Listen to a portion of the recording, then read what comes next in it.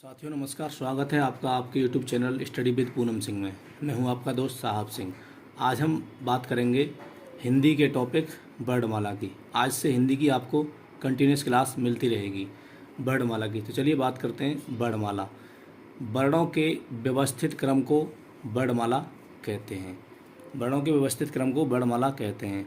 सर्वप्रथम बात करेंगे ध्वनि। ध्वनि भाषा की सबसे छोटी अलिखित इकाई या मौखिक इकाई ध्वनि को कहते हैं। सीधा सीधा क्वेश्चन एग्जाम में मिलता है, भाषा की सबसे छोटी अलिखित इकाई है, भाषा की सबसे छोटी मौखिक इकाई है, तो ऑप्शन लगाना है हमें ध्वनि। आगे बात करेंगे वर्ड की। भाषा की सबसे छोटी लिखित इकाई है वर्ड। ये भी क्वेश्चन सीधा एग्जाम में आता है, भाषा की सबसे छोटी लिखित इकाई है वर्ड। अब बात करते हैं वर्णों के भेद। तो वर्ड के भेद दो प्रकार के होते हैं। नंबर एक स्वर और दूसरा नंबर व्यंजन। जो वर्ड स्वतंत्र रूप से बोले जाते हैं उन्हें हम स्वर कहते हैं, और जो वर्ड स्वरों की सहायता से बोले जाते हैं उन्हें हम व्यंजन कहते हैं। इतना तो आप जानते ही होंगे।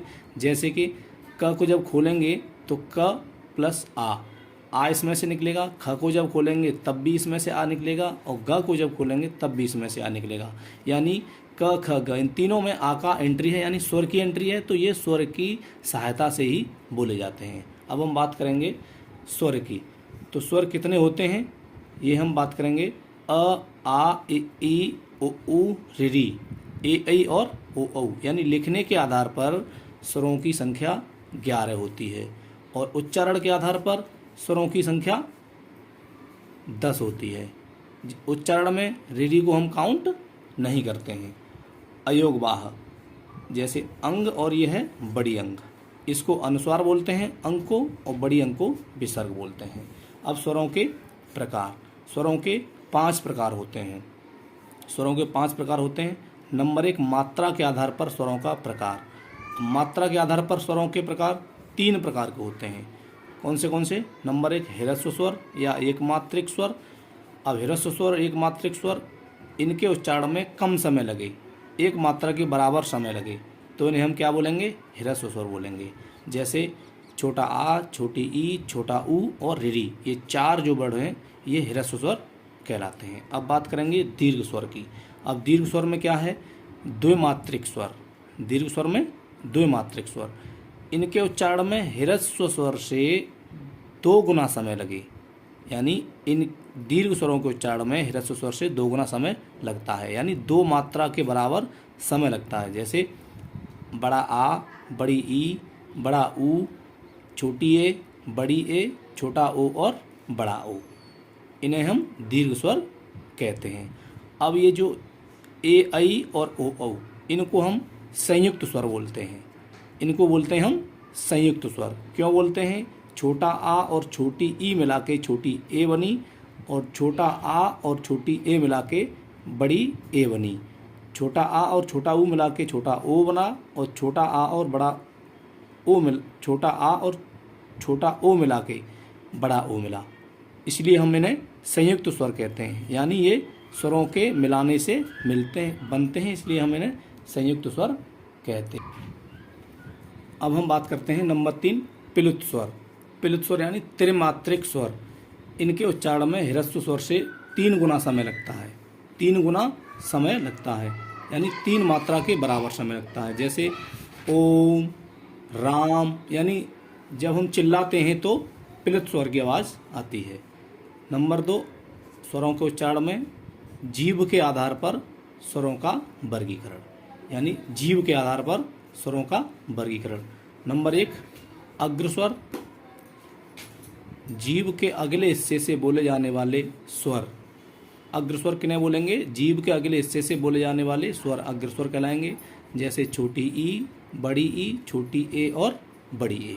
अब नंबर 2 मध्य स्वर, जीभ के मध्य भाग से बोले जाने वाले स्वर मध्य स्वर कहलाएंगे। जैसे छोटा आ। अब पश्च स्वर की बात करेंगे। पश्च स्वर बड़ा आ, छोटा ऊ, बड़ा ऊ, छोटा ओ और बड़ा हो, ये पश्च स्वर हो गए। अब नंबर 3 बात करेंगे मुख खुलने के आधार पर स्वरों का वर्गीकरण। 4 प्रकार का होता है।